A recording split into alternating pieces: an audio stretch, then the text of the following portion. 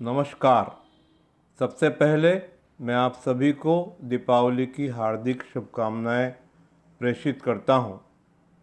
और अब हम बात करते हैं आज के विषय पर।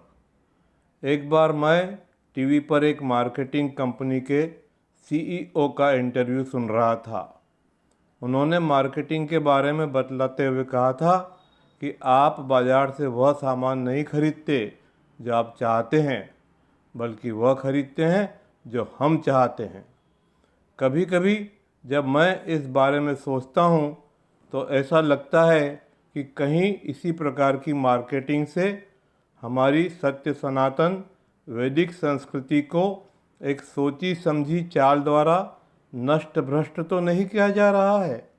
तो आइए आज हम भारतीय संस्कृति पर सिलसिलेवार आक्रमण के इस इतिहास पर थोड़ा सा चिंतन करें।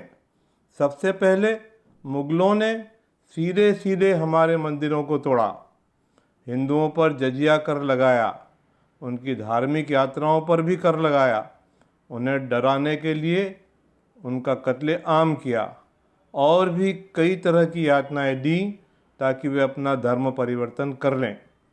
जो लोग डरपोक थे या जिन्हें और कोई मजबूरी थी, उन्होंने धर्म परिवर्तन स्वीकार कर लिया। यह हमारी संस्कृति व धर्म पर पहला हमला था। इसके बाद अंग्रेज़ों का शासन आया। उन्होंने हमारी संस्कृति व धर्म पर सीधा आक्रमण न कर एक अलग सफिस्टिकेटेड राह अपनाई। उन्होंने सरकारी नौकरियों के लिए अंग्रेजी ज्ञान व पैंट शर्ट को अनिवार्य कर इंग्लिश स्कूलों की शुरुआत की। हमारे शिक्षा प्रणाली को फुहड़ व आदिम बतला, उसे धीरे धीरे समाप्त कर दिया। इस तरह उन्होंने सबसे पहले हमारे मस्तिष्क को भ्रष्ट कर हमारी मानसिकता पर आक्रमण किया और हमारे विचारों को बदला।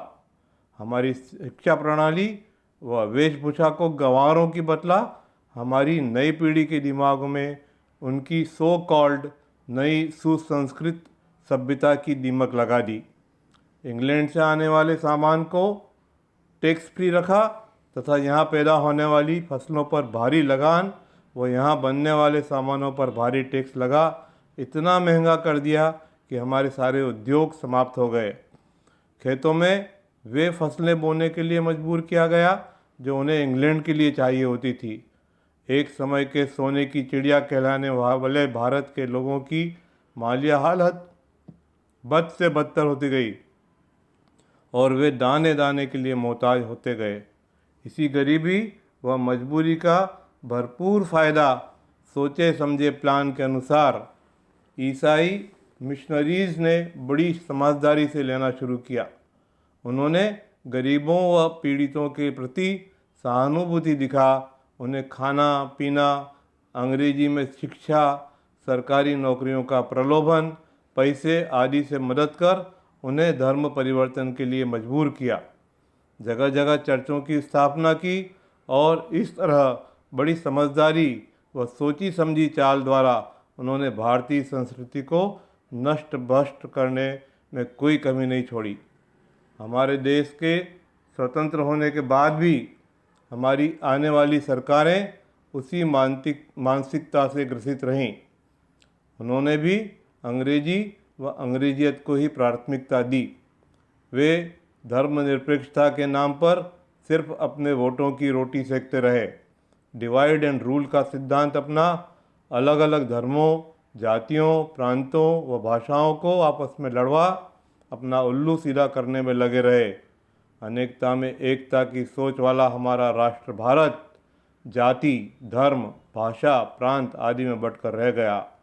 और आज के परिवेश को देखते हुए ऐसा लग रहा है कि कहीं हमारे मस्तिष्क को नष्ट भ्रष्ट करने की रही सही कसर एक सोची समझी चाल के तहत टीवी, सिनेमा, मोबाइल आदि कई प्रचार व प्रसार के माध्यमों द्वारा फूहड़ता की मार्केटिंग कर हमारी भारतीय संस्कृति को पूर्ण रूप से नष्ट करने की तो नहीं है, और कहीं हम बिना अपने विवेक का उपयोग किए उसे ही सभ्यता का मापदंड मान भेड़ की तरह उसी राह पर चलने में ही अपनी शान समझ उनके द्वारा बिछाए गए जाल में फंसते तो नहीं जा रहे हैं? भाइयों और बहनों, अभी भी समय है कि हम इस सोचे समझे बुने हुए जाल को समझ उसको काटें, उससे आज़ाद हो अपनी वैदिक सभ्यता व संस्कारों को जानें व समझें, उससे जुड़ें, उसे अपने खून व पसीने से सींचें, अपनी आने वाली पीढ़ी में उसके बीज बोएं, ताकि बड़े होने पर वह एक विशाल वृक्ष बन लहलहाए, पुष्पित व फलित हो। अपनी संस्कृति की बड़ी बड़ी बातें करने व उसे सिर्फ भगवान भरोसे छोड़ने से काम नहीं चलेगा, बल्कि उनके द्वारा गीता में बतलाए गए मार्ग पर चलना होगा। उसका प्रचार प्रसार करने के लिए अपने जीवन को समर्पित करना होगा। अपनी संस्कृति की रक्षा के लिए हमें भी अपने देवी देवताओं की तरह एक हाथ में शास्त्र तो दूसरे में शस्त्र रखना होगा। शास्त्रों का अध्ययन हमारे धर्म, संस्कार व संस्कृति को जानने के लिए तथा शस्त्र का उपयोग अपनी तथा अपने धर्म व राष्ट्र की रक्षा के लिए।